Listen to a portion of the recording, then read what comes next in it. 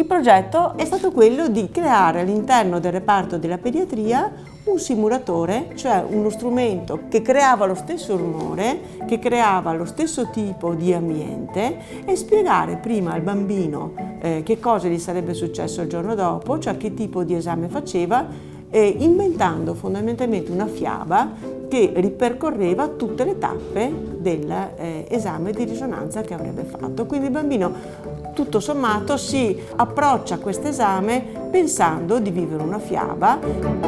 Vicegovernatore Riccardi, un'esperienza di eccellenza questa dei volontari per i bimbi. È un'esperienza importante perché prima di tutto consente ai bambini immaginando di poter avere un premio e un diploma per diventare astronauta, riescono ad andare incontro a degli esami come quello della risonanza magnetica, in questo caso, che sono evidentemente esami impegnativi.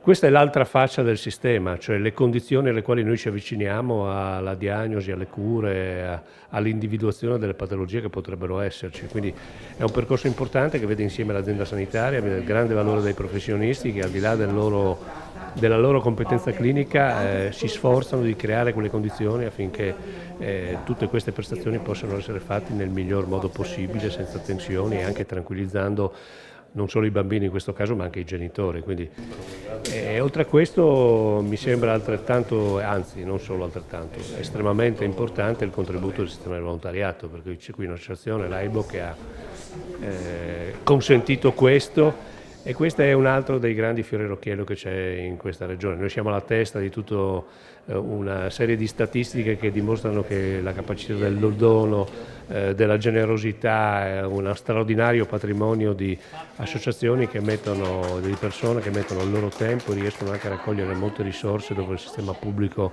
non arriva. E questo è l'altro grande interrogativo, dove il sistema pubblico deve concentrare i propri investimenti per dare risposte di qualità e affidare molto meno le risposte alle piazze, ma riuscire a dare delle soluzioni che poi in realtà consentono di dare le risposte quando realmente c'è bisogno. E qui c'è bisogno di casistica, di investimenti concentrati e di professionisti di qualità come quelli che abbiamo trovato oggi.